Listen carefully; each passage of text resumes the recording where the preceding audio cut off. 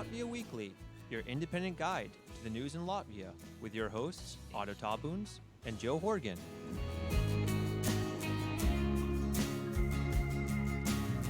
Labdien BCM, and welcome to episode number 75 of the Latvia Weekly podcast. I am one of your hosts, Joe Horgan, and I am joined not only by Otto Tabuns, as was advertised, but by two extremely special guests, Mr. Andrew Squires, who is all the way over in Denver, Colorado, close to Denver, Colorado, right?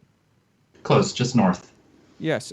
So welcome to Andrew, and then also to Carlos, who is down in Lithuania, not far from the southern border of Lithuania. So welcome as well, Carlos. Hi.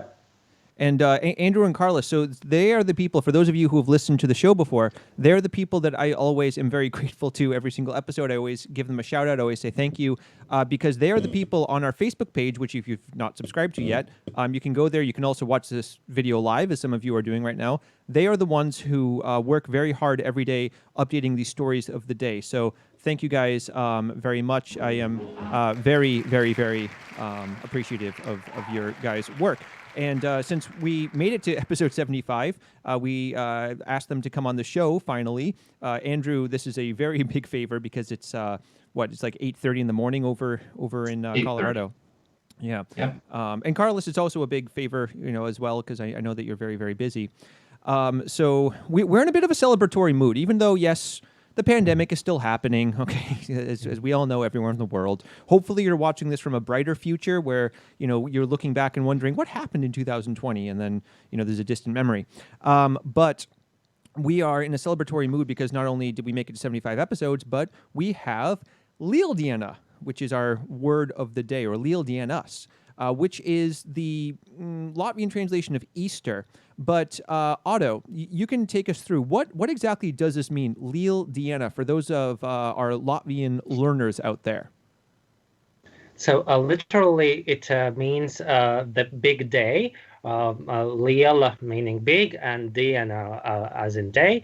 And that traditionally for Latvians has been the beginning of spring, and one of the major traditional paganic holidays that we have had in this part of the world for many, many hundreds of years.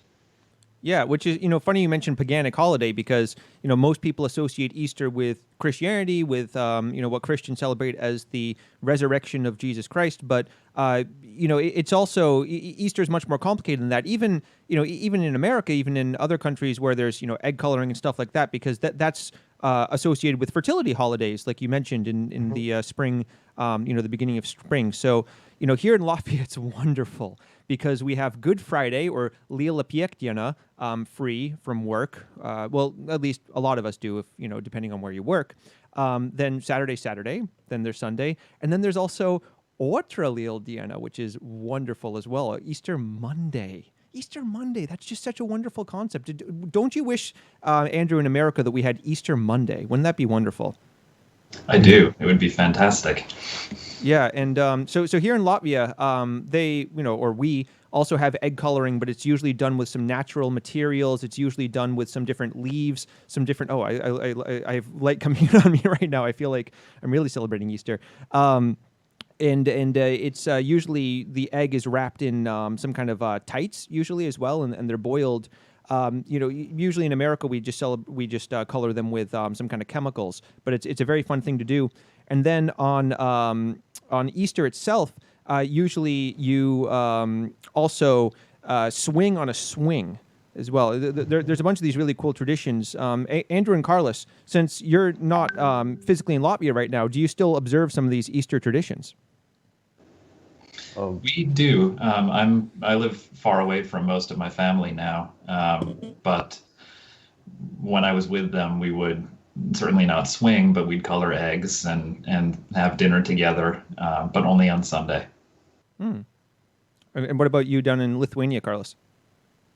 No, I've kind of shied away from any kind of celebrations of any holiday, honestly, by this point. But I used to do all the things like in Popolsvētdiena, getting hit by hit by a branch by a tree branch and running around the house 3 times and swinging and all that stuff. Yeah, Pupol by the way, that's the Latvian version of Palm Sunday, but they use pussy willows, believe it or not, to celebrate this. So that was just a few days ago. So anyway, very, very interesting how traditions are different, and there's no right or wrong way to celebrate, but it's always fun, and it's always interesting to see how people do things. But anyway, now that we've talked about Easter a little bit, the fun thing to talk about, and we hope you have a wonderful Easter. It is time to get into the big story, which has been ongoing for weeks and weeks and weeks now. We're all getting a little bit sick of it, but we do have to talk about it a little bit. We'll try not to talk about it as much this time as we normally did. But yes, the COVID-19 virus, the pandemic, is still ravaging the world. However, there has been some good news.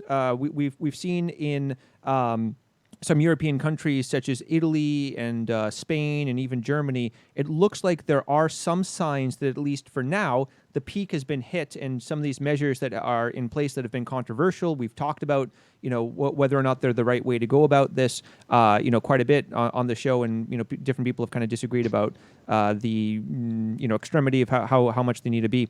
But it looks like the signs are showing that the peak has been hit, at least for now, and that the amount of cases each day is starting to go down.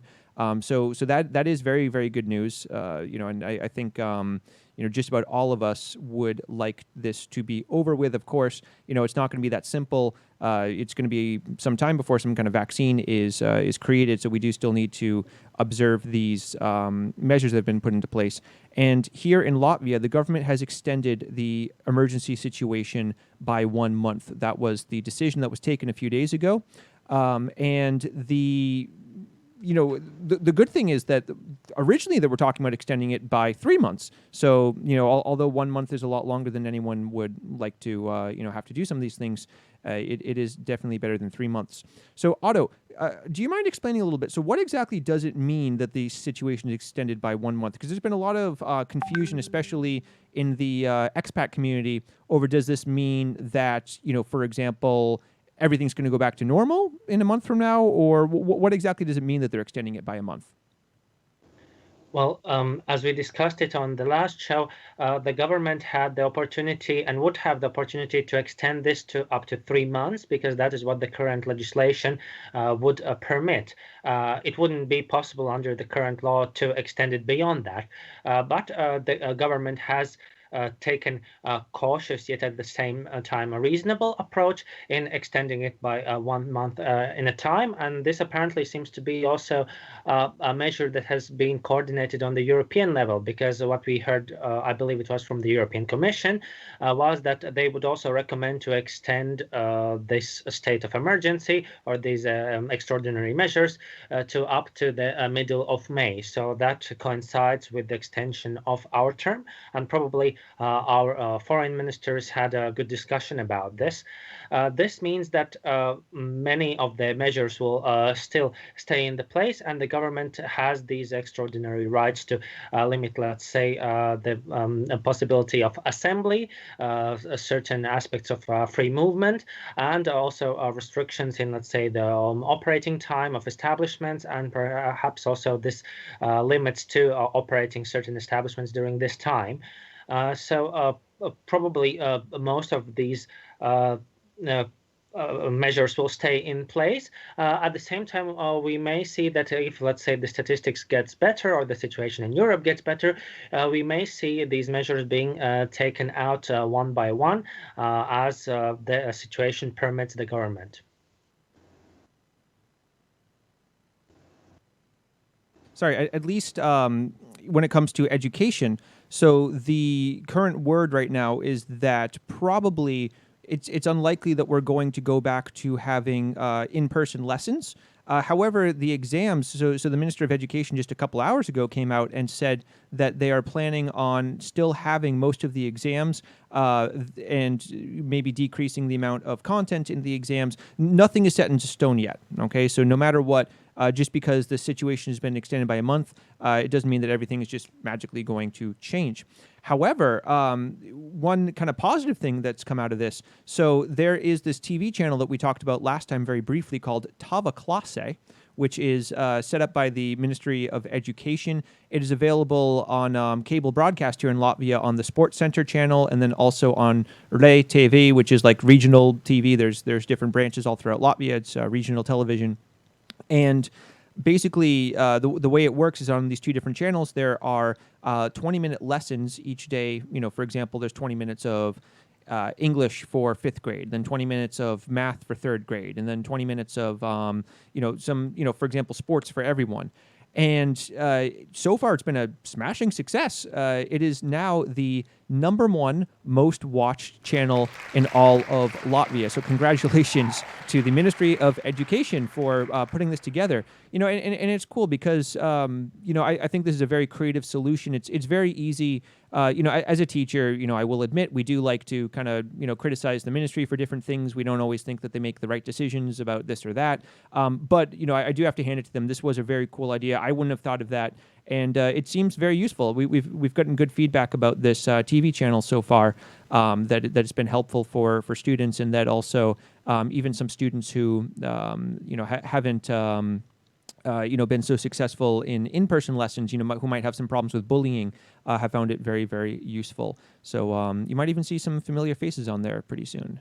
Anyway, Andrew, Carlos, Otto, have any of you checked out this channel yet? Have you gotten a chance to take a look at it? Because there apparently have been viewers from 53 countries so far. No, I haven't seen it yet.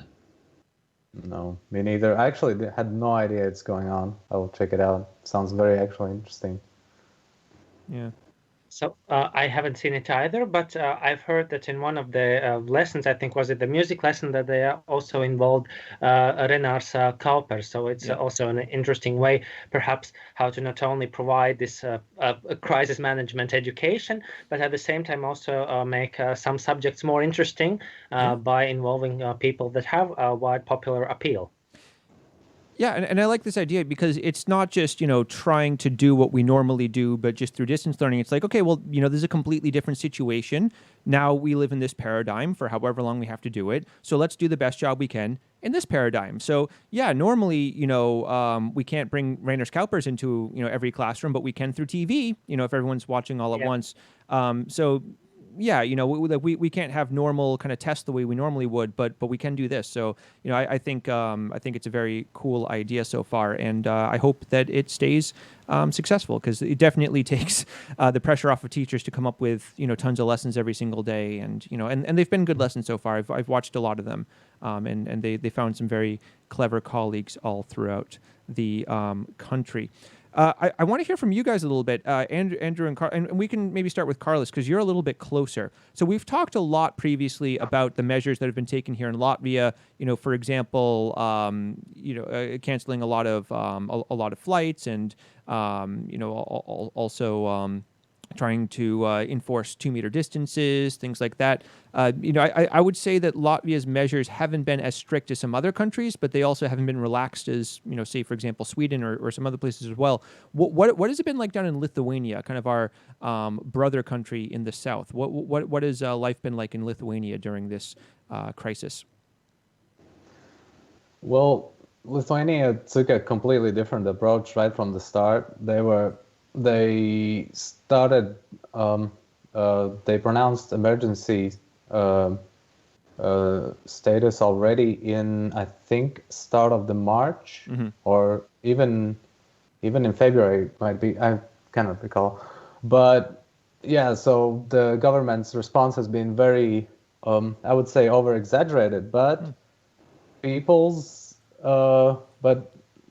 response has been very good, and basically that levels out in the end that the action taken, I feel like, is very appropriate for the situation, because I feel like government has to overreact, and then because the people will mellow it out a little bit, and then in the nice medium is I think what we have in Lithuania.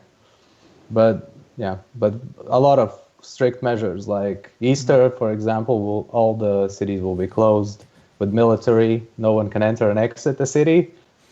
besides a good reason, of course, because in Lithuania, in Easter, everybody goes to see their families. It's a very big thing. Very interesting actually, because in Latvia it's not so much actually, but here it's a huge thing. So they prepared for that.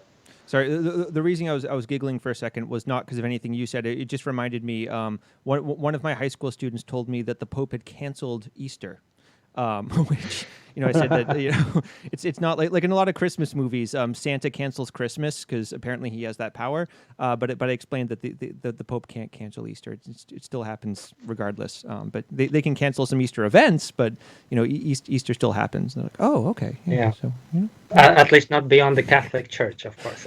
yeah. So Andrew, what about down in Colorado? What has the response been? Because first of all, nationally, as we all know, the world has been watching with great interest in how America handles all of this. The national response has been somewhat discombobulated, not really coordinated. It's been kind of a state to state approach. What has the approach been like in Colorado compared to Latvia or Lithuania? Yeah, I think our state response has been really good, actually. Our governor took some of the first measures in the country to begin to shut things down.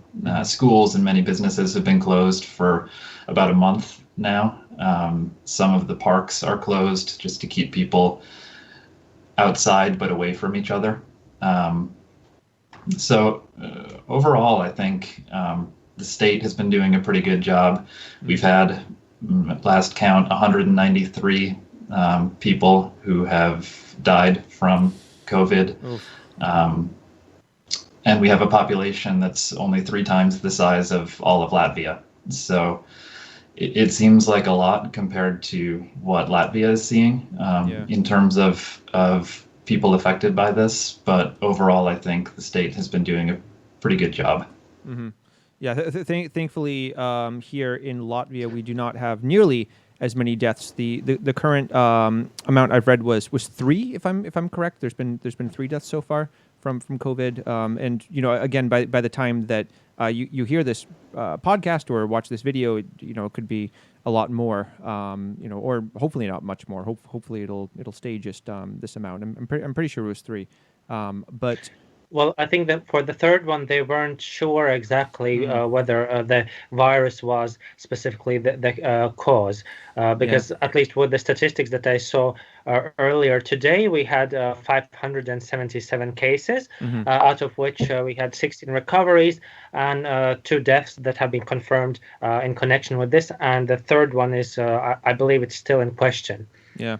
Yeah, because of course, I mean, a lot of people who die from other reasons might test positive for COVID, and it's impossible to tell. Well, did that have any impact? It's still very unclear. But aside from the toll on human life and on health, the kind of greater toll that this virus has been taking is on the economy. And here in Latvia, one of the big news stories this week was that the Riga airport has laid off 5 or close to 500. Employees, or they've decided that they're going to lay them off at least for the foreseeable future. It's very difficult to know when is the airline business going to come back. Again, this is one thing that was talked about a lot in the last couple of years. It was one of the biggest topics. For example, from an environmentalist standpoint, one thing that Greta Thunberg talked a lot about is that the explosion of cheap flights, of the cheap flight industry, has really been a big boom to airlines and also to tourism here in Riga.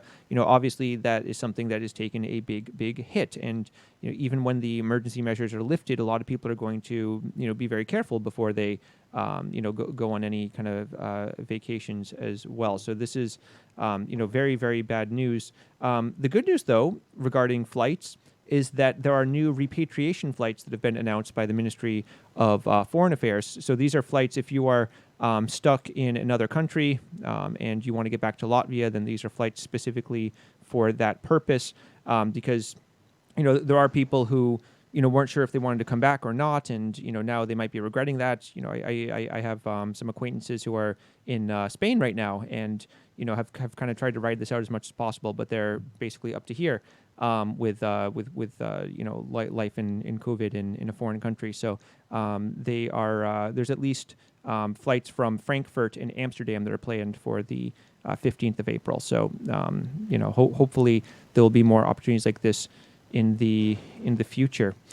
And then also about the economy real quick. So there was $1 billion more in kind of emergency bonds that were raised with kind of 5 or 3 year, I believe it was 3 year maturation. Otto, how do you see the measures that the government has taken in terms of trying to help the economy? This has been one of the most controversial things about basically every single government's response to the virus. You follow kind of economic news and also like financial news a lot closer than I do. How would you rate the Latvian government's response to the economic aspect of the crisis? I think that we can see, at least initially, quite good management and quite a stable response, meaning that the government started to plan out these measures and then also try to tailor them according to the initial reaction, also in regard to the scope of the people that might receive the benefits, and also in regard to the sectors that will receive it. Apparently, also it has been a successful policy with the emission of the bonds, because apparently it was possible to get this a lot of money on loan for a really low rate. So I think the Minister of Finance was discussing 0.2, 0.4. So these loan rates that would practically would be consumed by the inflation. So I think quite a good deal, as long as, of course, the money that is received that way is then spent wisely. And of course there will be problems, because there always are with public money and the way how it is spent. You have the risks of misappropriation, and also people not being as forthright as they may be. So hopefully it will be followed up, and it will have to be followed up also by control measures to see whether this money is spent according to the law. Speaking of which, so the State Revenue Service, or VID, kind of Latvia's version of the IRS, something that Andrew probably has to deal with every year still, unfortunately, kind of our best friends. So the State Revenue Service has apparently been investigating some cases with this money that's been misappropriated, as Otto said, in terms of furlough employees receiving benefits but still showing up to work. So obviously that's not the way that the money was intended, for to be used. So I think this is going to be something that we see a lot more of. So the government is being proactive about making sure that this money doesn't just get thrown out and spent on any which way. At least that's how it looks so far. I mean, I think it's going to be impossible to completely control everything, because also the services provided by the government can only be so much during this time of social distancing as well. What about in terms of Lithuania and Colorado's responses to the economic measures? Carlos, has Lithuania been doing some pretty similar things when it comes to trying to bolster the economy? They have not actually taken a stance yet, but I recently read that the president, I think it was the president, yes, announced that he doesn't like the idea of joining the European the debt that will be that Spain and I think France is pushing forward, that the whole European Union will have a one big COVID-19 basically fund. So I that's the only thing I've seen financially Lithuania has been saying. Yeah. What about in Colorado? Anything specific that Colorado is doing aside from the general kind of federal response, which has been to kind of pump money into the into the financial systems and also the relief for small businesses and also the kind of checks that have been sent out by the IRS. Anything Colorado is doing specifically? Yeah, this seems to be one area that's a lot more federally governed than state governed. And so I don't know that there's a lot states can do individually, except to provide as easy access as possible to the unemployment system, which seems to have been sort of a struggle for some states to keep those systems alive and active. Yeah, definitely, because there's been record unemployment, unfortunately, from everything I've read about America. I still follow American news quite closely. So anything else about COVID we want to mention before we finally move on to some non-COVID related stories? Wash your hands. Yes. Oh, yes. Andrew said it as well. That is our official motto for the show, even before COVID started. So let's move on.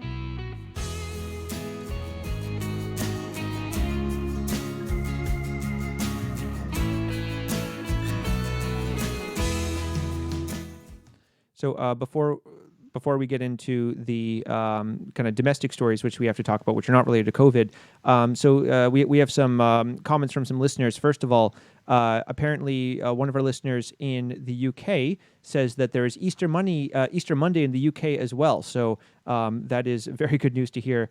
So maybe the US can take a page out of England's book. So at least there is a president in the Anglosphere.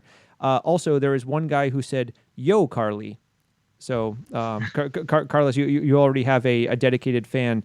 Otto and I have never gotten a yo before. So that is the first yo in Latvia Weekly history. So, okay. Anyway, Riga elections. So, as you guys know very, very well, who have listened to this show before, we have had a long, ongoing drama. Which we won't even begin to get into right now because there's just it would take a very, very long time. But very long story short, Mr. Niels Ushakov's basically left his position as mayor in a combination of getting kicked out and getting a combination of deciding that he wants to run for European Parliament. So he was mayor for 10 years. There was a big power struggle after that, involving in no small part waste management. And so the national government decided to push the button, Otleist, Riga City Council, and there have been new elections that were planned and have been pushed back a number of times now because of the virus. And the ironic thing is that these elections have been pushed back so many times that now it looks like they'll probably just happen when they were planned in the first place, or pretty close, because they were already planned anyway in June 2021. And now the current word from what I heard this morning, and this could be different now because it keeps getting pushed back and forth, is August 29th is the current plan I heard. Is that correct, Otto? Yes, and we'll see if that will be the last date, because of course it would have been in the interest of at least the party of Minister Puce, Party Attīstībai par, to have the election as soon as possible, as to try to ride on the wave of the popular appeal that they got out of ousting Mr. Ushakovs. At the same time, we know that the political memory of many people in our society is quite limited, so we could see this worry perhaps in some of their strategists that they may lose the steam. So hopefully the election is not pushed too far away. At the same time, you have the situation with the COVID, the extraordinary situation, and that of course would prevent from providing the election as it should be. So a political and governance dilemma for them. At the same time, there have also been players who try to enjoy the situation as much as they can. For example, as the Harmony Party, which has proposed to postpone the election to next year. That, of course, would benefit them. Surprise, surprise. Yeah, that is no surprise there. Another thing that was not too much of a surprise. So, speaking of Mr. Ushakov, so, again, the whole thing that kicked off this kind of very interesting situation, I was going to use the word ridiculous, but kind of crazy situation. It's just, I don't know, unusual would be the best word to use, involving Riga City Council. Because again, right now there is no mayor of Riga. There is an administrator. There is a nationally appointed administrator who's in charge of Riga government in the middle of this kind of massive crisis. So very, very unusual situation. But anyway, the whole thing that led to the situation in the first place was Mr. Ushakov's being let go from his position, or realistically the way it worked, he wasn't actually kicked out of his job or fired. He was blocked from being able to do his duties, and then the vice mayor took over at the time. Well, he fought that in court, and according to the current court ruling, which was decided a few days ago, it was totally okay, the decision that the government took to block him from his job. And this is interesting because there was another court ruling a couple of months ago that seemed to have kind of a different philosophy when it came to this issue. Because Otto and I think we discussed once that we were expecting that this court ruling might turn out a little bit differently. Can you comment on that, Otto? What exactly was the kind of thought process behind these court decisions? I think if you're referring, the other court decision was about this labeling of Mr. Ushakov's as the face of Riga, and also responsible for the corruption that scandals that took place there. So I think in that case it was the case of defamation and something perhaps not very material, in the sense that it was just the validity of the statement. At the same time, now we have more meat to the bones, and I hope that our vegan friends will excuse me for using this comparison, that now the court has dealt more with the specific facts and numbers and the exact governance, instead of just labeling mayor one way or another. And that is certainly not a good thing for the image of Mr. Ushakov's, at least for those voters who would vote for him and take into the account actually governance, rather than, let's say, his positions on the role of the Russian language, or let's say his personal appeal as a politician and as a person. Mm-hmm.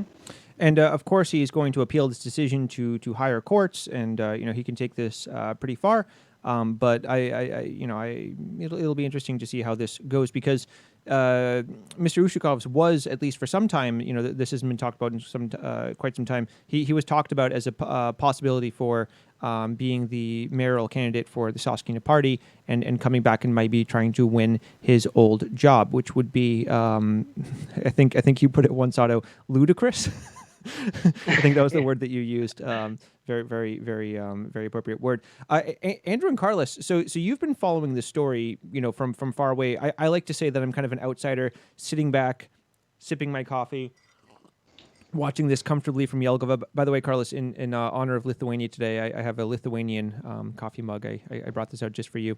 Wow, impressive. Yeah, sorry, I don't have a Colorado one, Andrew. You'll have to send one at some Next point. time. Yep.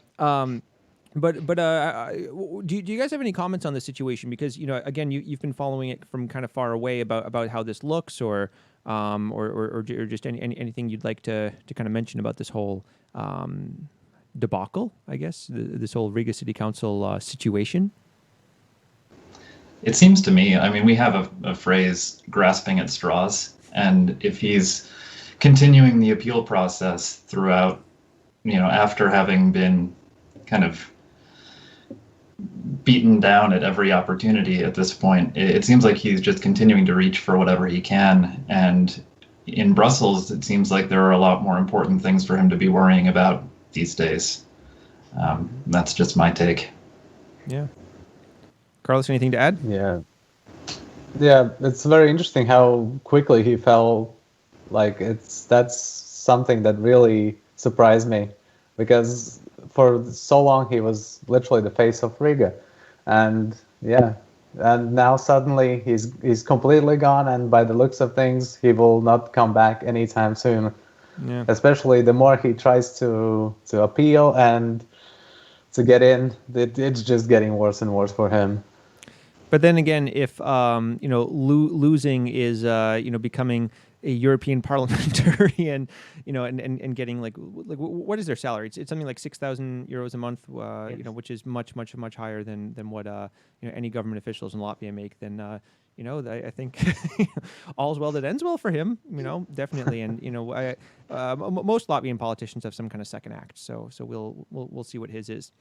But speaking of politics, so there were new party ratings that came out a couple days ago, and again, these are not for Riga City Council elections; these are for national elections, and the next national elections are not until the year 2020. So, first of all, this doesn't really mean that much, and second of all, the two most popular parties. I don't know, Otto. I've never heard of these parties before. Number one was the Nezina party with 28.8%, and the second highest was Nepiedalīsies Vēlēšanas with 17.1%. So they could come very close. These two parties, they could come very close together and almost form a coalition government together. Can you explain what these parties mean, Otto, and what their stances are?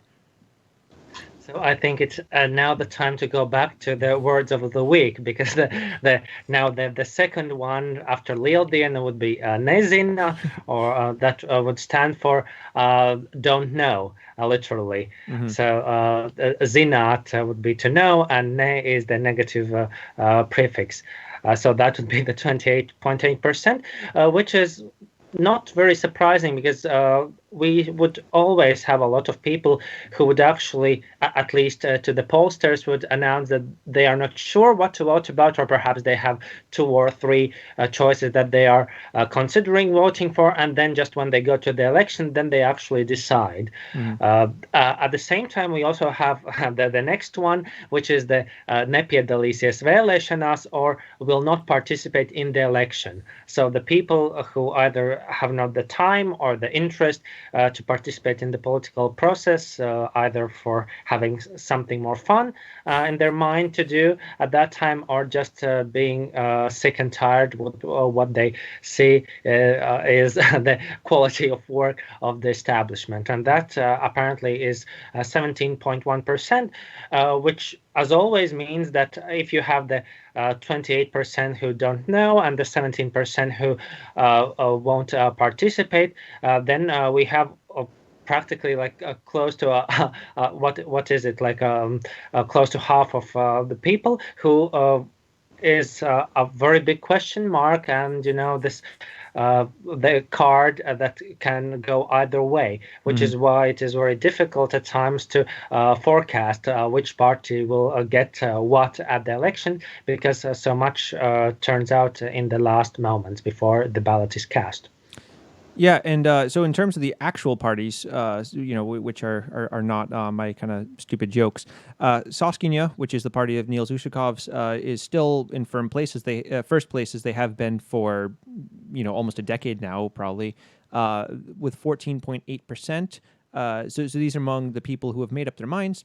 ZZS, the Union of Greens and Farmers, or as I've called them many times before, Godzilla, or the Jolly Green Giant, because they just keep taking hit after hit after hit, and then they come back scarier or bigger, stronger than ever a couple of years later.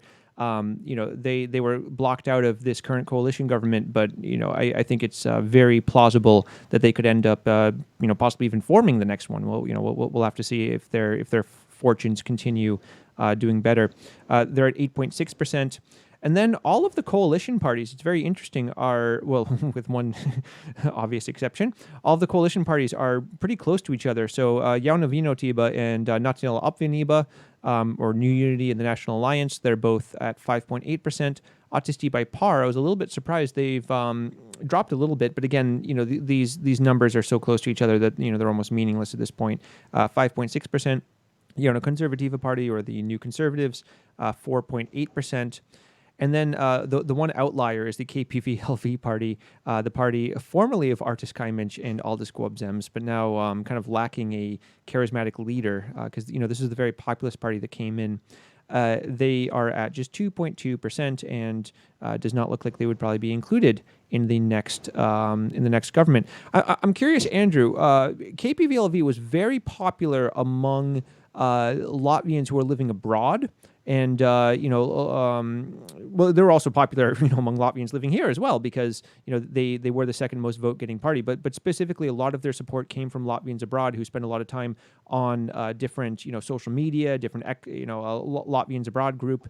I'm curious, just kind of among the kind of fellow Latvians living far away. I know that you remember some of these groups. Have you noticed any kind of turn in opinion against KPVLV as there kind of has been here? Have people kind of lost interest in them? Because there was a lot of interest in them at one point. It seems, from what I've been able to tell, that they've just disappeared. I mean, there's not a lot of, and maybe my ear's not to the right ground, but it seems like there's just no content about KPVLV either way at this point. They've just sort of stopped existing. Yeah. Kind of feels like that a little bit here as well, too. They really were, they had these two very charismatic leaders, Aldis Gobzems, Artis Kaimiņš, both of who are still in Saima, but neither of who are in the party anymore. And, I think they've really kind of lost their way. So I don't know. Carlos, do you have a prediction? I'm curious if you have a prediction right now. Who do you think will come in first place in the 2022 election out of all these parties? I think it will be Saskin comes first, and another one, a hot take is that KPVLV will not make it in at all. Sizzling hot take, Carlos. Sizzling hot take.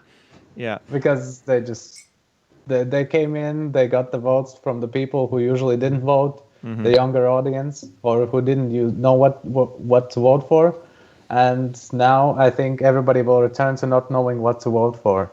Yeah. So, yeah. But back to Nezina. I think a lot of them just went back right to, exactly. to Nezina. So there should be some party that just calls itself Nezina. There was this one party that called itself Jauna Saskaņa once to try to trick people into thinking that it was Saskaņa, which was very kind of legally questionable even, but so it'd be interesting to see if there was a Nezina party and people, or Nezinu would be better. Like, yeah, it's Nezinu. I don't know, so maybe people would check that. And then you'd have no idea what you're getting either. Could be the ultimate populist. So one other kind of politics related story. This just came out today. This was very, very interesting. So apparently there has been another case launched against Mr. Ivars Lembergs, the embattled mayor of Ventspils, who has had every single legal, book thrown at him for the last 30 years and is still kind of in his position of power, despite not really technically being allowed to serve his position of power. This latest one is apparently a defamation case over some different instances where he allegedly made some defamatory claims against different deputies and state officials, both in Ventspils and out of it. This was according to BNN, the Baltic News Network. So, Otto, do you think that anything is going to come out of this specific case against Mr. Lembergs? Because it's been very hard for any kind of charges to stick against him. He's been kind of like, it's almost like Wile E. Coyote and Roadrunner. I don't know if you guys, if Otto and Carlos growing up, did you have Wile E. Coyote and Roadrunner in Latvia? Because I know Andrew did.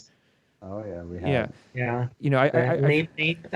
Yeah, exactly. I almost feel like like the state corruption services are like Wile E. Coyote, using every single Acme trick in the book, and then Roadrunner is Ivor Lembergs just somehow escaping every single thing. Do you think that this one is going to be any different? Do you think this one is going to hurt him in any way? I don't know. What do you think, Otto? I don't think that it may hurt him so much. It's certainly not the biggest rock in his garden. At the same time, at least if we can trust the news that we can read about this case, then perhaps it won't be that difficult to litigate, as there are the statements that are apparently publicly available, like through the press interviews and his public statements. So if the court finds that stands, according to the article of I think it's the criminal law, then certainly there could be a case against him. But at the same time, as one of the people involved here is Mr. Kristovskis, also a notable Latvian politician, then we may also perhaps look at this as a way for Mr. Christovskis to gain additional political capital, even though if the alleged statements by Mr. Lembergs are true, then certainly that is also a very big deal, and I could understand why he would like to go to court to question this and try to get a remedy. Yeah. We got two other stories real quick before we get into an international. Another one is kind of crime related or prosecution related. So there is a prosecution against one man who made some very inflammatory comments about the very tragic and very real deportations that took place during the beginning of the Soviet regimes here in Latvia in the 1940s. And I will not repeat what he said. If you want to go find out, you can find it in different news sources elsewhere. But he got into very big trouble over this, and the state security services have apparently started criminal proceedings against him. And this brings up an interesting question when it comes to free speech. And I'm curious to see what you guys think, because again, in America, we're pretty far, when it comes to free speech and what is protected and what isn't. I don't think that there would be any basis in America for being able to do prosecution. I think this would fall clearly under his First Amendment rights, even if it is very, not great what he mentioned. But I'm curious to see what do you guys think about the situation when there's these very inflammatory, hurtful comments and historically and factually inaccurate. What do you guys think when it comes to the balance kind of between free speech and just basic decency? I think it's difficult to make a comparison between the U.S. free speech and a country like Latvia, which has had such a different history than the U.S. has, especially in the last century. I've met people who were deported to Siberia. Their stories are horrific, and I think you have to take that into account when you weigh free speech versus what's right, and the feelings of the people who have lived through this event, who are still, many of them are still alive today. Yeah. Carlos, any thoughts? Yeah, I've thought about this as well, because this is not the first case this happens, and it's very hard to balance it out, because from one hand, everybody should be able to say whatever they want, even if they're misinformed or believe something that's factually incorrect. But also, this is not as a simple matter as well as it seems, just because usually if you take away free speech, then it could cause serious issues. But in this case, I feel like this law actually does the opposite. Mm-hmm. Because if we have separation between people who suddenly publicly believe that it hasn't happened, and then again and a bunch of people who think it happened, then the tension might get worse than rather having a law that prevents. Yeah. And I want to hear from our kind of top legal mind here on the show. So Otto, what would be your commentary as kind of a more or less a legal expert? I think you could say. Yeah. Well, here we have to remember that in this case, we are talking about deportations, which are a crime against humanity and a violation of international law. So the content of these comments have to be analyzed so to understand whether it constitutes, let's say, the denial of this fact that has been proven and found illegal, and also the question whether, let's say, this type of speech constitutes as incitement to say that, let's say that this kind of action is all right, and something like that could be repeated. And here we could see the difference in the historical experience of, let's say, United States and Europe. remembering all the major violations of international law and crimes against humanity that happened in Europe during and after World War II, and so which explains also the difference of how far the freedom of speech goes, especially in cases like this, such as a denial of the deportations, denial of Holocaust, and other issues that are very sensitive and are connected with this issue of crimes against humanity.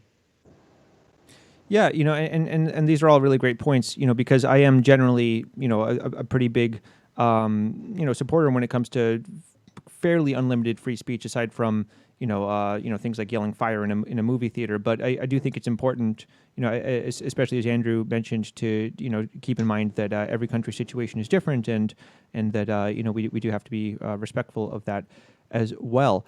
One more kind of happy story before we move on. So, congratulations to the three brothers in Riga. I'm going to put a picture up of them. So they're not three humans. They are three beautiful, historically significant buildings that were awarded a European Heritage status recently. So, Otto, can you explain exactly what this means, and why is this such a big deal for these kind of works of architectural majesty? I think it's very important because already the old town of Riga is a UNESCO World Heritage object, and now it is great to see that it is also recognized not only globally but also on the European level, so that not only the wonderful landmarks in Italy, France, and other major European countries are recognized, but also these, because these are part of our history and also a great almost intact examples of this period of time, the architecture, the way how people lived, and also this of almost a picture, a photo snap in a time that is very rare in this region, also due to the war, the same events that we mentioned. And so I'm very happy that also on European level it gives this recognition and also protection for these kinds of buildings, not only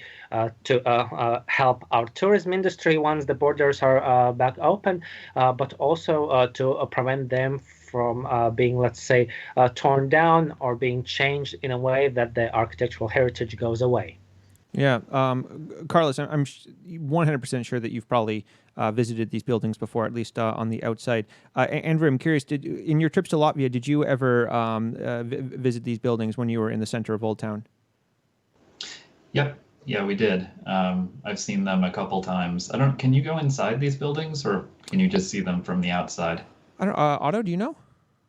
I've never been inside. I've only seen them from outside, but that's also perhaps the best view Yeah. and also a better opportunity to understand the functions of the house.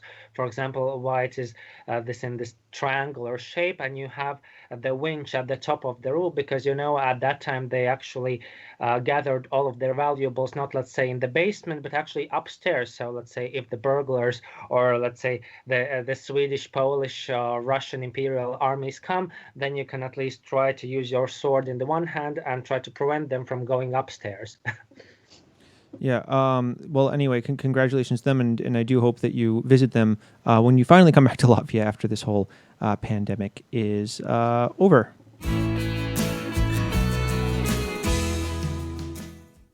Okay. Are we ready to move on to some international stories? Certainly. Okay. Well, very interesting that we have kind of a representative who is down in Lithuania today, because a lot of our international stories have to do with Lithuania and Estonia in different ways. Well, specifically with this first one was with Estonia and Finland, with our northern neighbors. So there's a big argument over pipeline work that has been done or that has been planned, and because there's a major gas pipeline to Finland that goes through Estonia, which is very important for their energy security. But apparently there is some maintenance work that has to be done. Apparently there was not a whole lot of notice given about this maintenance work, and has caused kind of a diplomatic tiff between the countries. So Otto, can you explain this in a little bit more detail? So, as perhaps our listeners and viewers remember, we discussed the matter that the three countries had agreed on establishing a common natural gas market that would allow us, like say, to buy and get gas for better prices, and also allow better competition in a bigger market that would make it more palatable for the consumer. And here, one of the issues is that, well, you already have much of the infrastructure in place. At the same time, some of the infrastructure has to be repaired. And here, apparently, the question is about the connection between Latvia and Estonia, somewhere around in the Valmiera district, in regard to a pipeline that was built in 1988, so in the latter period of the Soviet occupation. And at that time, the insulation for the pipeline, as for in many cases in the construction at that time, was pretty shoddy, and now apparently we can see the results of that. And the holder of this infrastructure that connects us Baltic Grid, which is also in charge of the Inchikāns natural gas storage, has announced that they will go on with the repair work as it was planned for May of this year. Which is apparently something that Estonian and Finnish sides are opposed to, because apparently this construction work may end up with some additional costs. As we remember, the connection with Latvia is important because you have the Inchikāns natural gas storage, where also Estonia and apparently Finland stores some of the gas that they need for their needs.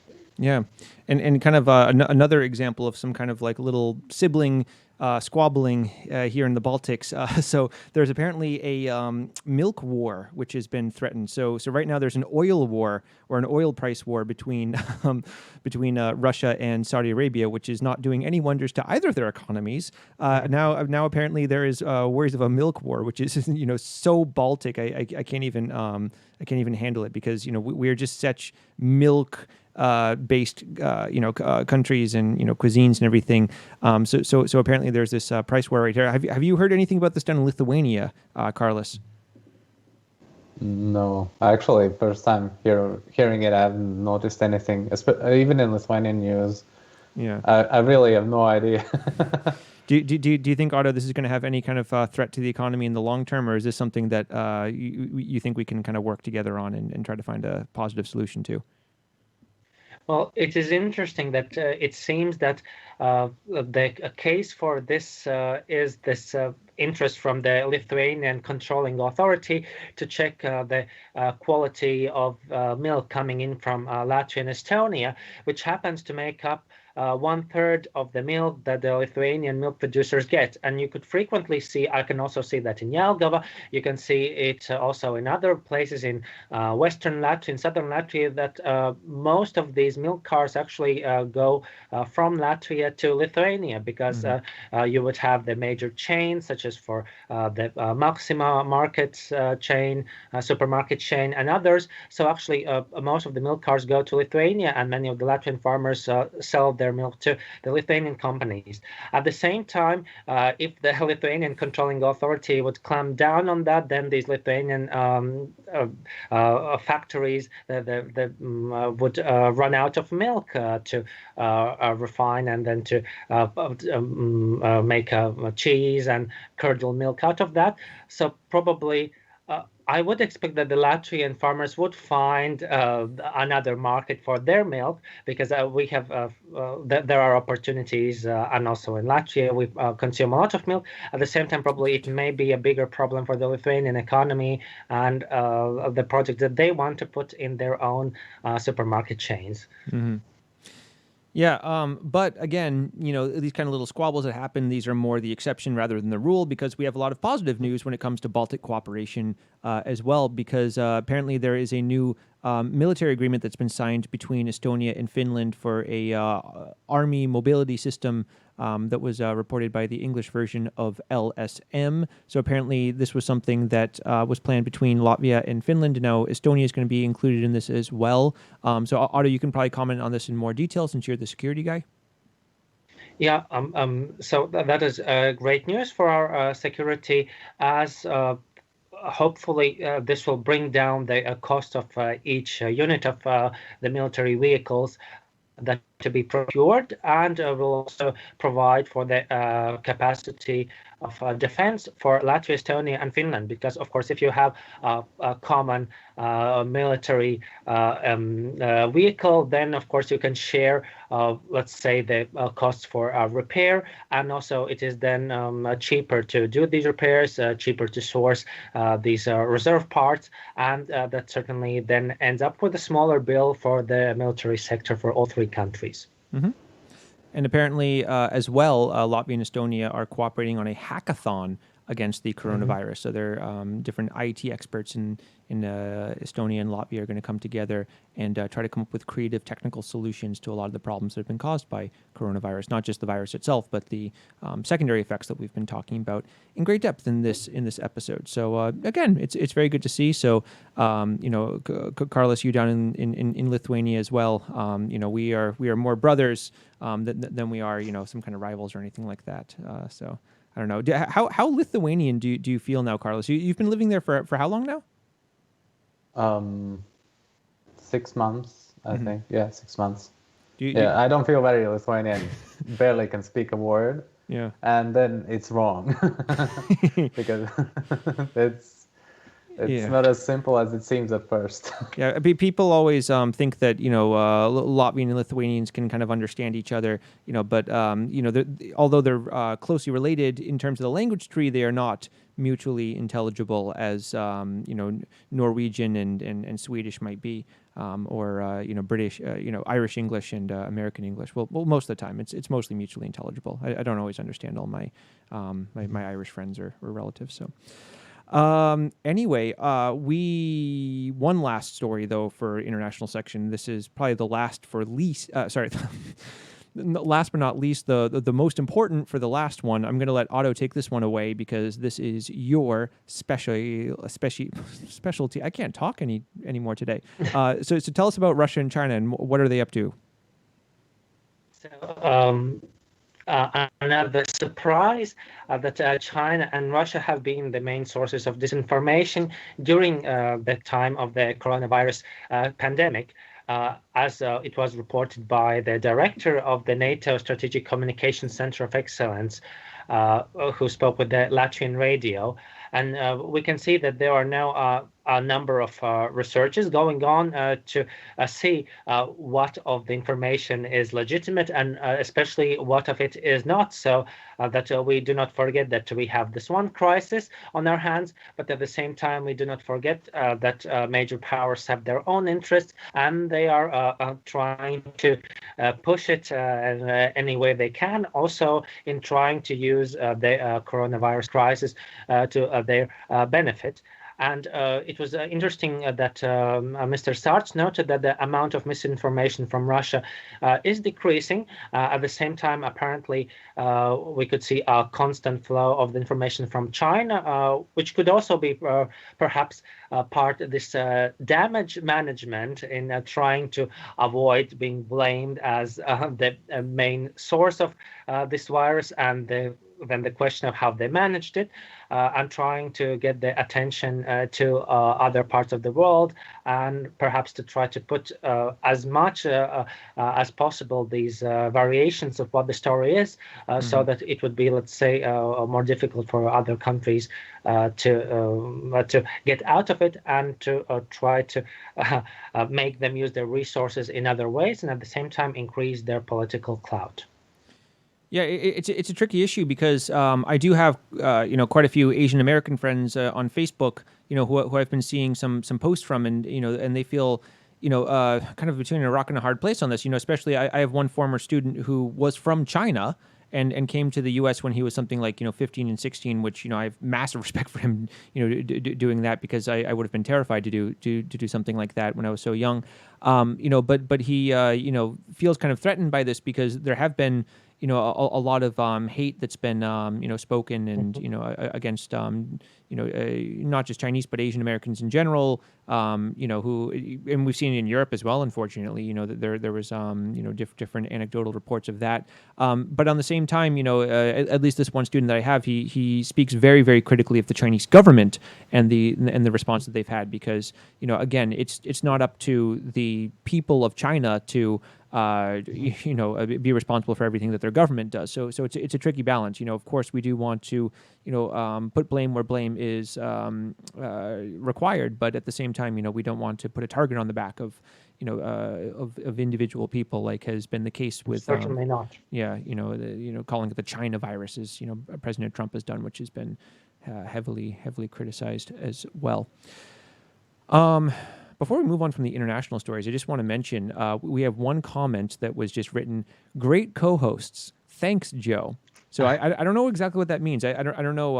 At least a thanks, Joe, in there. But I think they're specifically saying that you guys are great. I don't know. Do I count as a co-host as well? I don't know what the difference is between a host, a co-host, and I think it's different. Well, probably sort of. We are all co-hosts, so I think the compliment also goes out to you. Exactly. I like that the best. So politically correct answer.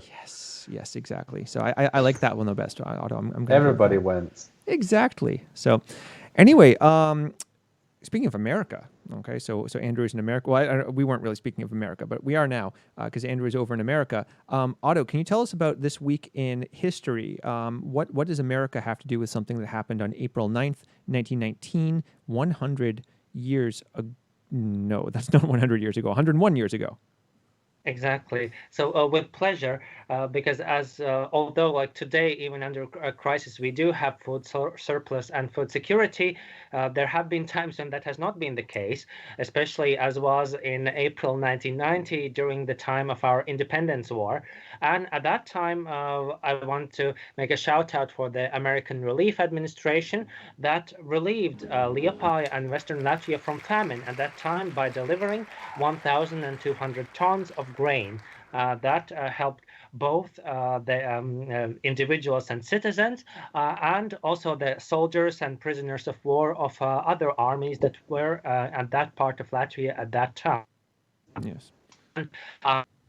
Sort of very well, because also my great-grandmother was involved with the effort of American Relief Administration in Latvia, as she served as a Sunday school teacher for the children's kitchen in Saldus. So that was something, this charity and this help that helped a lot of Latvians during the time of war and prevented them from dying from famine. So that, in contrast to some other armies and other forces that had different intentions, that is something certainly that we have to celebrate today.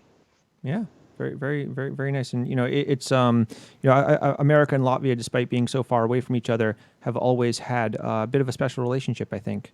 And especially since I mean, Andrew, you grew up an American, but you kind of grew up also in the Latvian community as well. There's a lot of Latvian Americans, including the current prime minister of Latvia. So I think it's a very special relationship, and it's one that still continues to this day. There's a lot of cooperation as well. Exactly. Yeah. So normally this is our time for the week in the future, and again, we don't have as much to normally to suggest as normally. But have you guys checked out that Kurpes KURP.es website? Yeah, because I still haven't had a chance to. Yeah. Yeah, and Otto, you can recommend something to do from that website. I understand. Yes, so I did a browse of what the opportunities there are, and there are actually quite a few ideas for depending on what your taste is. For example, you can see once again the Song Festival final concert, or if you're more into pop music, you can see the show by Instrumenti that happened in the Daugavas Stadium recently. Ooh. So that has also been put online. Then you can also see a number of documentaries, and for the lovers of Latvian literature, you can see a number of new Riga theater actors reading excerpts of Latvian books. So that's a way how to get a greater insight of our literature. We already have a great job by our colleague Līga Horgana, who writes wonderful reviews on the Latvia Weekly website. But there's also this opportunity to see it, and not only see it, but also listen to them being read by the great actors from the theater. Also, if you are tired of literature and of music and want just to have some eye candy, then of course you can use the virtual tours of either Rundale Palace, the VEF Palace of Culture, or Nurmoja Manor. So if you don't have the possibility to go out and travel at this time, you can at least look some of the most impressive places of our history, culture, and architecture, at least from your computer. Yeah, very, very cool. So, and I don't think those are region blocked either. So I think that Andrew and Carlos can also take advantage of that. So, so you guys can do that this weekend as well. But again, the most important thing this weekend that's happening all over the world is Easter. So are you guys ready for our Easter weather forecast for at least Jelgava? I'm going to do Jelgava because Otto and I are here. So anyway, Thursday, which is today, it's going to be, or it has been 13 degrees. We did get a little bit of rain, but it wasn't that bad. I don't know. What about in your part of Jelgava, Otto? Did you have rain? That was a joke. Jelgava's tiny. Sorry. Friday, it's going to be 11. It's going to dip down to -1 at night, and then it's going to dip down to -2 at night Saturday, with a high of 11 as well. Easter Sunday, it's going to get a little bit warmer, 12 degrees 4 at night, some chance of rain. Monday, it's going to get a little bit colder again. It's going to be -1 at night, 7 during the day with a bit of rain. And then on Tuesday, it's going to be 6 degrees, low of 0. And then Wednesday, 13 degrees, 2 at night. And if you're watching the video version of this, you'll notice that I also included some names days for the upcoming days, which some common names that you might need to congratulate people for. Anita on Friday, Valeria also on Thursday. Mr. Egils Levits, our state president, he's going to be having his name's day on Monday. Naurus as well, and then there's a bunch of other names as well. Alla, Jubite, Hermanus, Vilmars. I know of Vilmars actually. Julius, Gudrite, Strauja, Elita, Gastons. But they're not quite as common as the ones I already mentioned. So. But you know, it is possible. Do you guys have anyone that you have to congratulate? Not this week. No. Well, I can give a shout out to Miss Anita Indar, my class teacher from high school. She also taught us math, and it wasn't always easy for me, but all in all, it was great. So congratulations, Anita. Yes. Well, yeah, I also have to congratulate her as well because she is my colleague. Because, Exactly. it's a small world here in Jelgava. But it is a big world here at Latvia Weekly, and I want to give another very, very, very special thanks for Andrew and Carlos for coming on the show, because you know I know that you guys are very, very busy. You have a lot of stuff going on, you know, with your jobs and at home, and so thank you guys so much for coming on the show, and we hope to have you again at some point, you know, besides just this special episode number 75. So we'll start in America. Andrew, anything you'd like to say before we sign off? No, not really. Just thanks to the both of you for starting this project. Thanks for involving me in it on the Facebook page and now on the show. And here's to the next 75 episodes.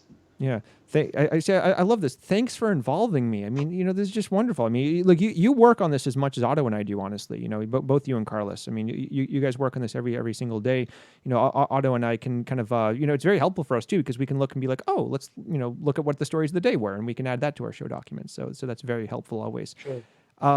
Carlos, anything that you would like to tell the world before we sign off? No, nothing special. No big announcements or anything. Nothing Just, special. happy to be here and happy to help to help get Latvia out and produce some content for expats, because it helped me when I was outside, when I was studying and was like curious about what's going on. And so let's help. Awesome. Thank you so much. And Otto, anything that you would like to mention before we sign off? I like to thank my great co-host, and it has been a pleasure working with you, and hopefully we'll do that also in future. Yes, absolutely. And As we mentioned, you can sign up on our Facebook page. You can subscribe there. We also have a YouTube channel now where we are doing kind of the top 10 story of the week type thing, which has also been hopefully helpful for some people. But we will be back here next week, one way or another. And until then, Visa Labovisium.